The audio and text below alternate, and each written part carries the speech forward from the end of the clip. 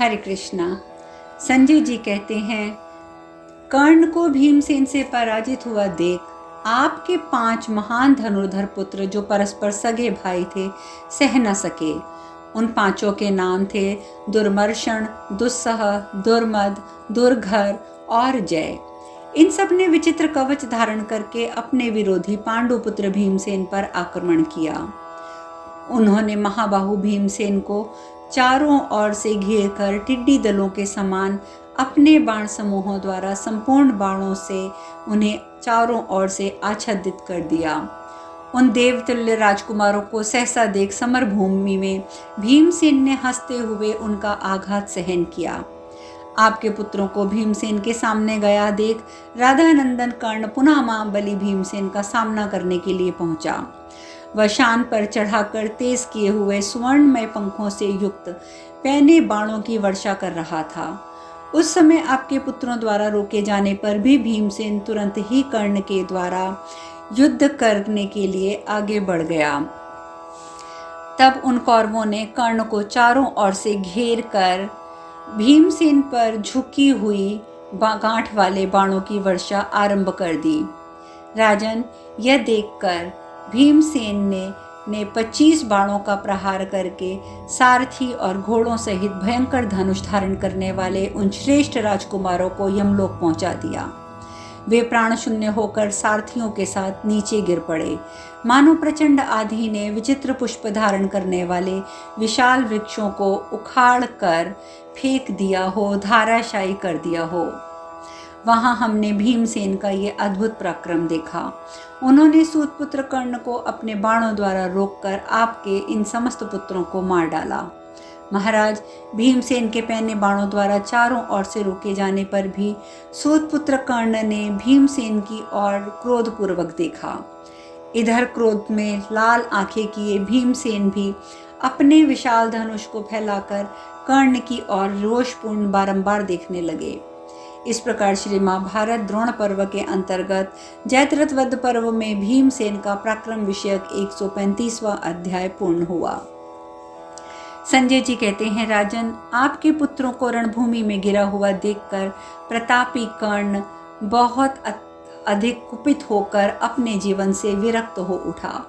उस समय अधिरथ पुत्र कर्ण अपने आप को अपराधी सा मानने लगा, क्योंकि भीमसेन ने उसकी आंखों के सामने रणभूमि में आपके पुत्रों को मार डाला था। तदंतर पहले के बैर के कारण बारंबार स्मरण करके कुपित हुए भीमसेन ने कर्ण के शरीर में बड़े वेग से अपने पैने बाण धसा दिए। तब राधानंदन कर्ण ने हंसते हुए 5 बाण मारकर भीमसेन को घायल कर दिया।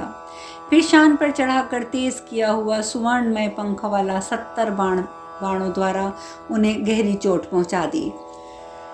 कर्ण के चलाए हुए उन बाणों की कुछ भी परवाह न करके भीमसेन ने रणभूमि में झुकी हुई गांठ वाले 100 बाणों द्वारा राधा पुत्र को घायल कर दिया। माननीय नरेश, फिर 5 तीखे बाणों द्वारा सूतपुत्र के मर्म स्थानों में चोट पहुंचाकर भीमसेन ने एक भल्ल द्वारा उसका धनुष काट दिया। भरत, तब शत्रुओं को संताप देने वाले कर्ण ने खिन्न होकर दूसरा धनुष हाथ में लेकर भीमसेन को अपने बाणों द्वारा आच्छादित कर दिया। भीमसेन ने उसके घोड़ों और सारथी को मारकर उसके प्रहार का बदला चुका लेने के पश्चात पुनः बड़े जोर से अट्टहास किया। महाराज, पुरुष शिरोमणि भीम ने अपने बाणों द्वारा कर्ण का धनुष फिर काट दिया।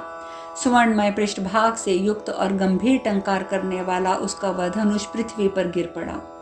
महारथी कर्ण उस रथ से उतर गया और गदा लेकर उसने समरभूमि में भीमसेन पर रोषपूर्वक चला दी।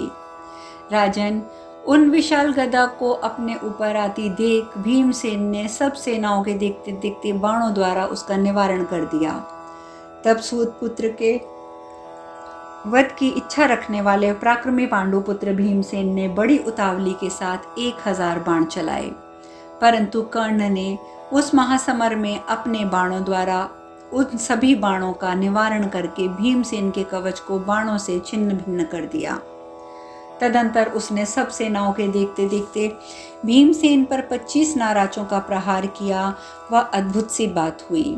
माननीय नरेश, तब अत्यंत क्रोध में भरे हुए महाबाहु भीमसेन ने सूत पुत्र को झुकी हुई गांठ वाले 9 बाण मार दिए।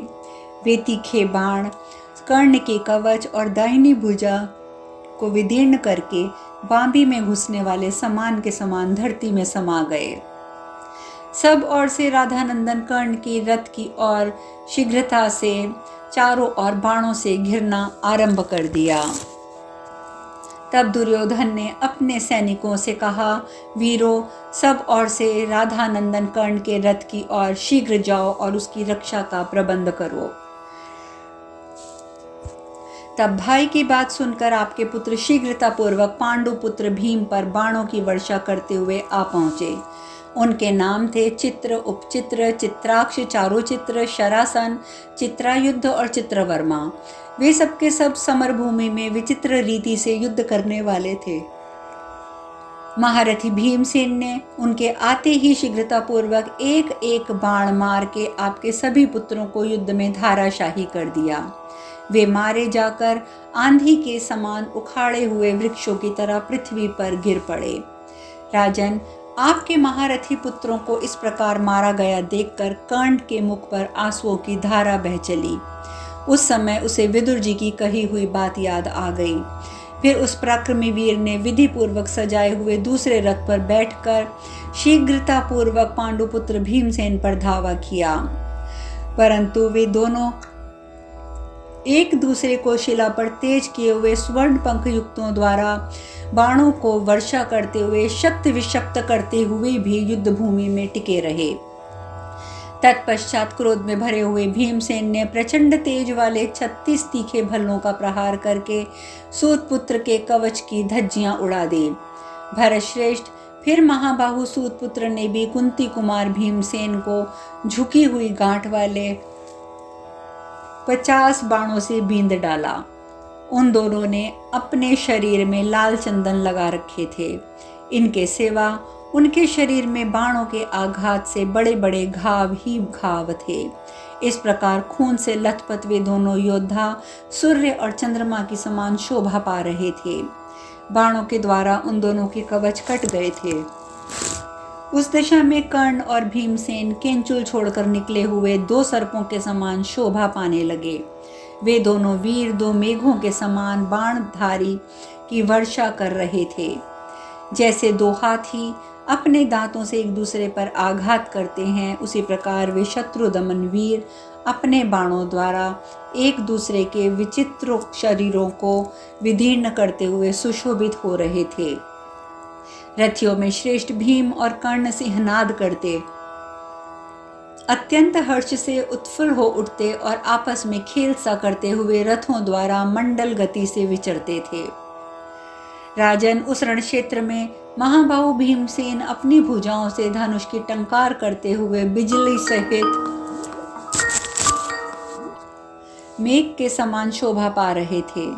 रथ के पहियों की घरघराहट जिसकी गंभीर गर्जना थी और धनुष की विद्युत के समान प्रकाशित जो होता था, भीम रूपी उस महावेग ने बाण रूपी जल की वर्षा से कर्ण रूपी पर्वत को ढक दिया।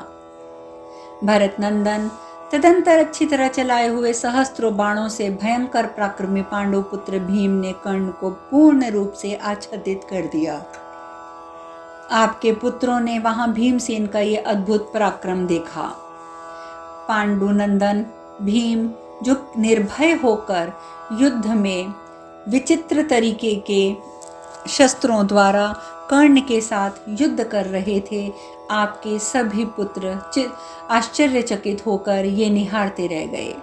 भीमसेन रण क्षेत्र में कुंती कुमार अर्जुन, यशस्वी श्री कृष्ण, सात्विकी और दोनों चक्र रक्षक युयाधंधु, मन्यु और उत्तमौजा को आनंदित करते हुए कर्ण के साथ लगातार युद्ध करते रहे। महाराज, सुविख्यात भीमसेन के पराक्रम, बाहुबल और धैर्य को देखकर आपके सभी पुत्र उदास हो गए। इस प्रकार श्री महाभारत द्रोण पर्व के अंतर्गत जयद्रथ वध पर्व में भीमसेन का युद्ध विषयक 136वां अध्याय पूर्ण हुआ।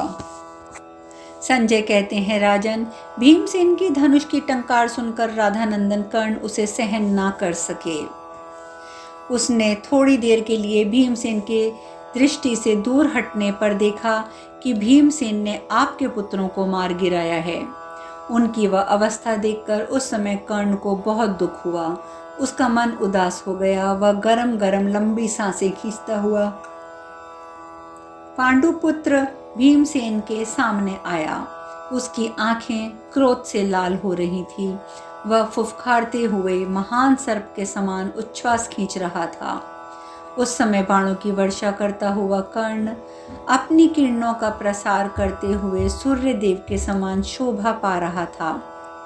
भारत श्रेष्ठ, जैसे सूर्य की किरणों से पर्वत ढक जाता है, उसी प्रकार कर्ण के छूटे हुए बाणों से भीमसेन आच्छादित हो गए। कर्ण के धनुष से छूटे हुए मयूर पंखी बाण सब ओर से आकर भीमसेन के शरीर में उसी प्रकार घुसने लगे जैसे पक्षी बसेरा लेने के लिए वृक्षों पर आ जाते हैं। कर्ण के धनुष से छूटे हुए इधर उधर पकड़ने वाले सुवर्ण पंख युक्त बाण श्रेणीबद्ध हंसों के समान शोभा पा रहे थे। राजन, उस समय अधिरथ पुत्र कर्ण ने बाण केवल धनुष से ही नहीं, ध्वज आदि समानों से, छत्र से, ईशा दंड आदि से और रथ के जुए से भी प्रकट होते दिखाई दे रहे थे। अधिरथ पुत्र कर्ण ने अंतरिक्ष को व्याप्त करते हुए महावेगशाली आकाश में विचरने वाले ग्रंथ के पंखों से युक्त और स्वर्ण के बने हुए विचित्र से बाण चलाए। कर्ण को यमराज के समान आयास युक्त हो आते देख भीमसेन प्राणों का मोह छोड़कर पराक्रम पूर्वक उसे पैने बाणों द्वारा बींधने लगे। पराक्रमी पांडुपुत्र भीम ने कर्ण के वेग को असह्य देखकर उसके बाण समूहों का निवारण किया। पांडुपुत्र भीम ने अधिरथ पुत्र के शर समूहों का निवारण करके शिला पर चढ़ाकर तेज किए हुए बाणों द्वारा कर्ण को पुनः घायल कर दिया। जैसे कर्ण ने अपने बाणों से भीमसेन को आच्छादित किया था, उसी प्रकार पांडुपुत्र भीम ने भी कर्ण को ढक दिया। युद्ध में भीम का पराक्रम देखकर आपके योद्धाओं और चारणों ने भी प्रसन्न होकर उसका अभिनंदन किया। राजन, भूरिश्रवा, कृपाचार्य, अश्वत्थामा, मद्र, शल्य, जयद्रथ, उत्तमोजा, युधामन्यु, सात्यकी, श्री कृष्ण और अर्जुन, ये कौरव और पांडव पक्ष के श्रेष्ठ 10 महारथी साधु साधु कहकर वेग पूर्वक सिंहनाद करने लगे। महाराज, उस रोमांचकारी भयंकर शब्द के प्रकट होने पर आपके पुत्र राजा दुर्योधन बड़ी उतावली के साथ राजाओं, राजकुमारों और विशेषता अपने भाइयों से कहने लगा, तुम्हारा कल्याण हो, तुम सब लोग मिलकर कर्ण की रक्षा के लिए अभी जाओ। कहीं ऐसा ना हो कि भीमसेन के धनुष से छूटे हुए बाण राधानंदन कर्ण को पहले ही मार डालें। अतः महान धनुर्धरो, तुम सब लोग सूत पुत्र की रक्षा का प्रयत्न करो। भारत, दुर्योधन की आज्ञा पाकर उसके 7 और भाइयों ने कुपित होकर भीमसेन पर आक्रमण करके उसे चारों ओर से घेर लिया। जैसे वर्षा ऋतु में मेघ पर्वत पर जल की धाराएं बरसाते हैं, उसी प्रकार उन कौरवों ने कुंती कुमार के समीप जाकर उन्हें अपने बाणों से आच्छादित कर दिया। राजन, उन 7 महारथियों ने कुपित होकर भीमसेन को उसी प्रकार पीड़ा दी जैसे 7 ग्रह प्रजाओं के संहार काल में सोम को पीड़ा देते हैं। महाराज, तब कुंती कुमार पांडु भीम के अत्यंत स्वच्छ धनुष को सुदृढ़ मुट्ठी से वेग पूर्वक दबाकर उन 7 भाइयों को साधारण मनुष्य जानकर उनके लिए धनुष पर 7 बाणों का संधान करा। सूर्य किरणों के समान उन चमकीले बाणों को शक्तिशाली भीमसेन ने परिश्रम पूर्वक आपके उन पुत्रों पर छोड़ दिया। नरेश्वर, पहले के वैर का स्मरण करके भीमसेन ने आपके पुत्रों के प्राणों को उनके शरीरों से निकालते हुए उन बाणों का प्रहार किया था। भारत, भीमसेन के चलाए हुए वे सभी बाण सुवर्णमय पंखों से सुशोभित और शिला पर तेज किए हुए थे। वे आपके पुत्रों को विदीर्ण करके आकाश में उड़ चले। महाराज, वे स्वर्ण विभूषित बाण उन 7 भाइयों के वक्षस्थल को विरीर्ण करके आकाश में विचरने वाले गरुड़ पक्षियों के समान शोभा पाने लगे। राजेंद्र, वे सुवर्णभूषित सातों बाण आपके पुत्रों का रक्त पीकर लाल होकर ऊपर को उछले थे। उनके पंख और अग्रभागों पर अधिक रक्त जम गया था। उन बाणों के से मर्मस्थल विदीर्ण हो जाने के कारण सातों वीर रथों से पृथ्वी पर गिर पड़े और मानो किसी हाथी ने पर्वत के शिखर पर खड़े हुए विशाल वृक्षों को तोड़ गिराया हो। शत्रुंजय, शत्रु, सह, चित्र, चित्रायुध, दृढ़, चित्रसेन और विकर्ण, इन 7 भाइयों को भीमसेन ने भी मार गिराया। राजन, वहां मारे गए आपके सभी पुत्रों से विकर्ण पांडवों में को अधिक प्रिय था। पांडुनंदन भीमसेन उसके लिए अत्यंत दुखी होकर शोक करने लगे। वे बोले, विकर्ण, मैंने ये प्रतिज्ञा ले रखी थी कि युद्ध स्थल में धृतराष्ट्र के सभी पुत्रों को मार डालूंगा, इसीलिए तुम मेरे हाथ से मारे गए हो। ऐसा करके मैंने अपनी प्रतिज्ञा का पालन किया है। वीर, तुम क्षत्रिय धर्म का विचार करके समर भूमि में आ गए, इसलिए इस युद्ध में मारे गए, क्योंकि युद्ध धर्म कठोर होता है। जो विशेषता राजा युधिष्ठिर के और हमारे हित में तत्पर थे, वे बृहस्पति के समान अगाध बुद्धि वाले महातेजस्वी गंगानंदन भीष्म भी न्याय अथवा अन्याय से मारे जाकर समर भूमि में सो रहे हैं और प्राण त्याग की परिस्थिति में डाल दिए गए हैं। इसी से कहना पड़ता है कि युद्ध अत्यंत निष्ठुर कर्म है। संजय कहते हैं, राजन, राधानंदन कर्ण के देखते देखते उन 7 भाइयों को मारकर पांडुनंदन भीम ने पुनः बहुत भयंकर सिंहनाद किया। भरत, उस सिंहनाद से धर्मराज युधिष्ठिर को शूरवीर भीम की उससे युद्ध की तथा अपनी महान विजय की मानो सूचना मिल रही थी। धनुर्धर भीमसेन के उस महानाद को सुनकर बुद्धिमान धर्मराज युधिष्ठिर को बड़ी प्रसन्नता हुई। सब प्रसन्नचित होकर युधिष्ठिर को ने वाद्यों की गंभीर ध्वनि के द्वारा भाइयों के उस सिंहनाद का स्वागत पूर्वक उन्हें ग्रहण किया। अब शेष कथा कल। हरे कृष्णा।